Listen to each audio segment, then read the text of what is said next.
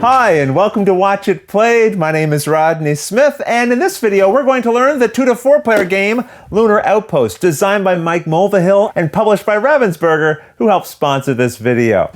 With Mars hogging all the attention these days, it seems like nobody's talking about the moon anymore. Well, that's about to change, because you and your team have been tasked with establishing a space station on the moon.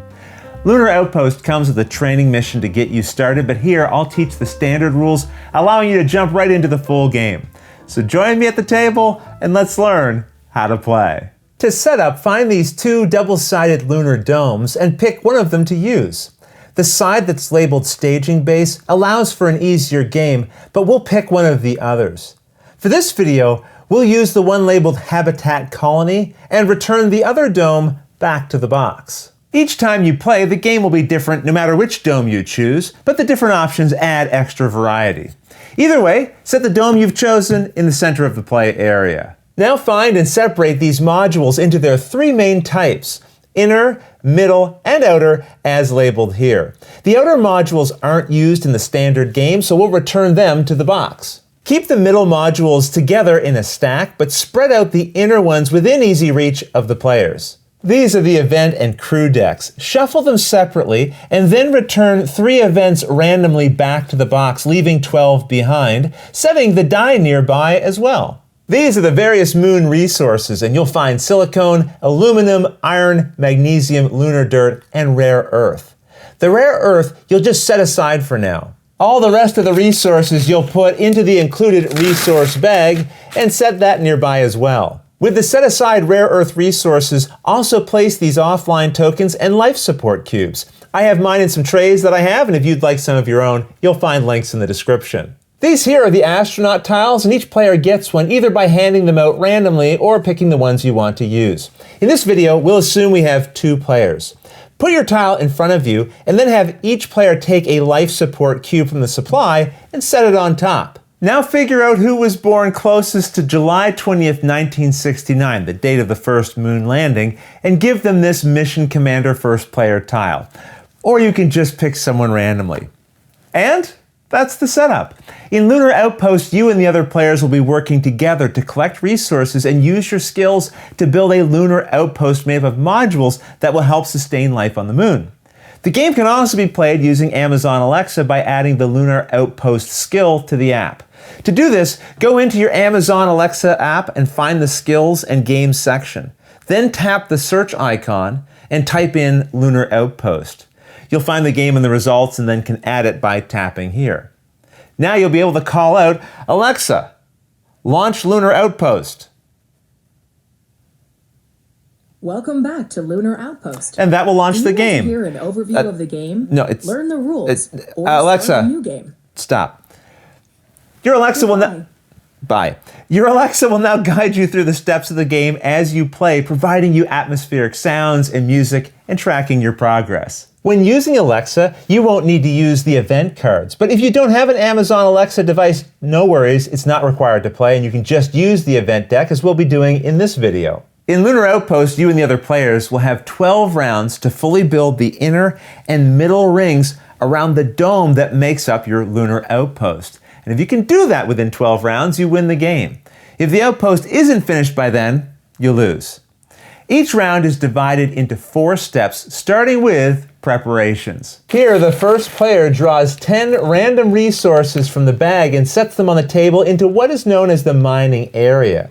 Then the first player deals one of these crew cards to each player. A player can never have more than 3 crew cards in their hand at a time, not including any they may have face up in front of themselves. So if you're already holding 3 cards, you are not dealt any more during this step or at any time during the game until you have fewer than 3. Next, the first player reveals the top card of this event deck and then rolls the die. They then find the numbered entry on the card matching the die value and they read it out loud.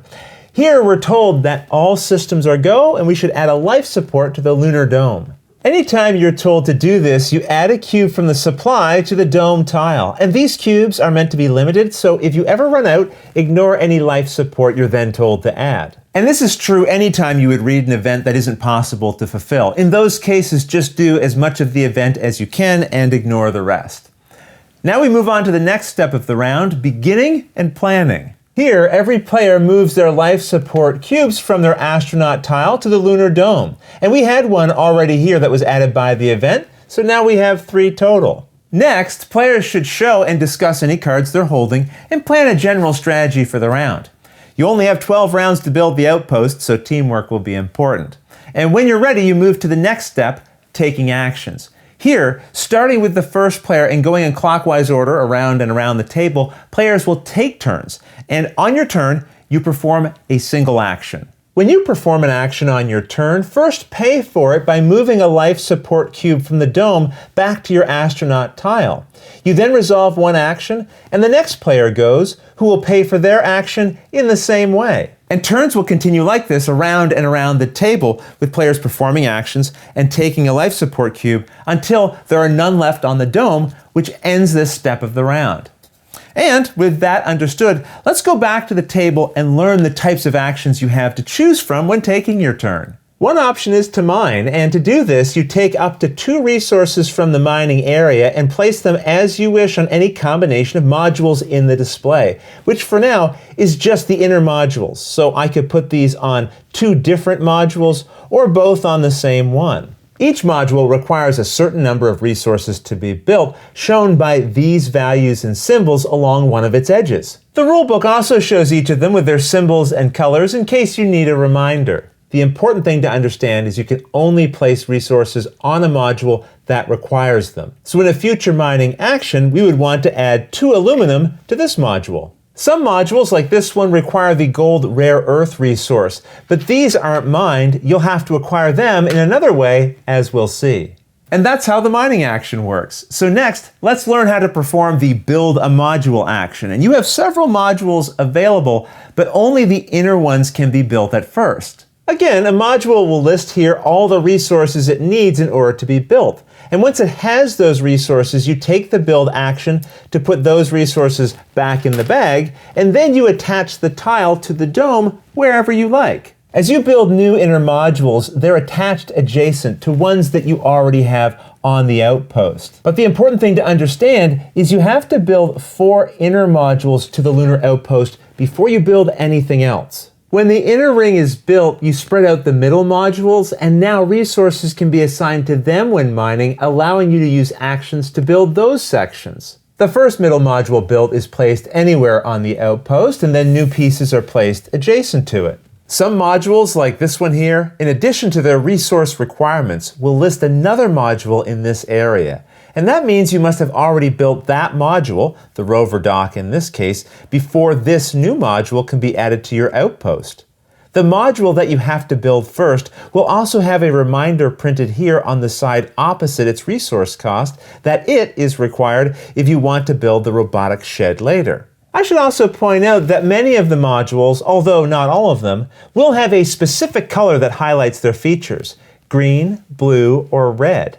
And in order to win the game at the end of the 12 rounds, not only will you need to complete the inner and middle ring, but you must have built all the modules that specifically share a color with the dome's color.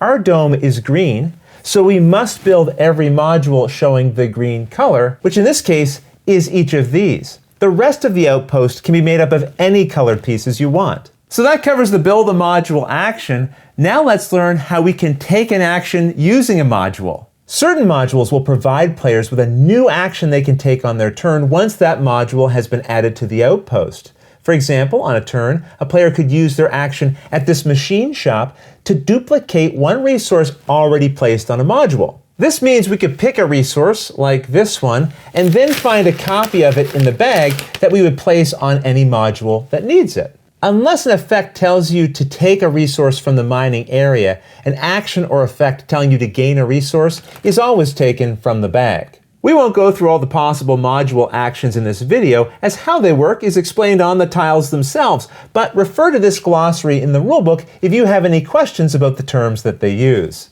Okay, that's the module action. Now let's look at the play a crew card action, where you pick any one crew card to play from your hand. Many have 1 to 3 options printed on them like this, and when played, you can resolve any one of the options you qualify for based on your skill level in the matching color as found on your astronaut tile. You have 3 skills. Engineering is in red, blue is research, and biology is green. And the number of colored triangles you have in each is your level in those related skills. Since I have a level 2 skill level in biology, I can choose to perform either of the first 2 options on this card, but not the third. Or if I was playing this card, I could only resolve the top option since my engineering skill is just 1. Either way, after playing a card like this, you put it face up into a shared discard pile. Other cards like this have just a single effect, which is resolved as soon as you play it. And part of the effect on this card tells us to place a rare earth. This is one way to collect a rare earth resource from the supply and then add it to a module that requires it. Then, after resolving this effect, you discard the card. When you take an action to play a card like this, it tells you to set it face up in front of you, and then you follow its instructions. And it will remain in front of you and provide you with its related effect. And remember, cards that are played face up in front of you will not count against your hand limit of 3 cards. And with that, we've now covered all of what are known as the main actions of the game, but there are also 2 special actions that you may need to take when things go wrong on the moon. Sometimes an event, like the one here, will inform you that a module needs repairs. When this happens, shut that module down by flipping it over. It's no longer operational and players lose access to any actions it might have provided. Also, any modules on a higher ring that are touching the shutdown module go offline. These aren't flipped over. Instead, place an offline token on them. While offline, you lose access to any actions they might provide. Modules that are adjacent to a shutdown piece do not go offline, so these 2 sections, for example, are fine. On this newly revealed side of the module that's been shut down, you'll find the resources needed to repair it. When taking a mining action, you can choose to assign resources here. And once all the required resources are there, you can use an action to rebuild the module. Just return the resources on it back to the bag, and then flip the module face up. This not only repairs the module, but also turns the modules above it back online, so you can remove these tokens that were set on them. It's also possible that you may decide later you want to remove a module you had previously built, and if so, this is a 2-step process. First, you must use an action to shut the module down, flipping it over and putting offline tokens on other modules as necessary. Then with a future action, you can build a new module in the normal way, removing the resources on it and returning them to the bag, but instead swapping it with a shutdown module. The new piece goes in, face up, and all the offline modules attached to it will go back online. And the piece you replaced is set face up back in the supply. And those are all the actions you have to choose from. And remember, on your turn, you pick only one of them to perform, moving one of the life support cubes on the dome back to your astronaut tile. Then turns will continue in clockwise order until there are no more life support cubes on the dome. At that point, no more turns can be taken. This ends the round. And now each player returns 1 life support cube from their tile back to the lunar dome.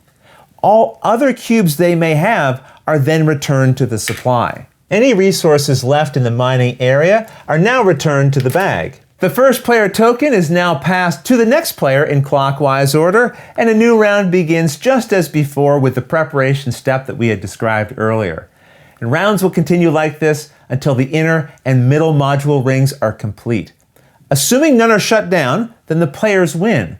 But if you get to the start of a round where there are no more event cards left in the deck, it means 12 rounds have passed, and if the outpost isn't finished, or if some of its modules are still shut down, the players lose. Either way, you can play again with new domes or with one of the other modes of play. One mode is called the Ultimate Mission, where you use all 15 event cards but must complete 3 rings around the dome using the outer module pieces, which can only be added once the middle ring has been completed. There are also options for other types of missions and ways to make the game easier if your group is finding it challenging. But those modes I'll leave for you to discover on your own. Otherwise, that's everything you need to know to play Lunar Outpost. If you have any questions about anything you saw here, feel free to put them in the comments below and I'll gladly answer them as soon as I get a chance.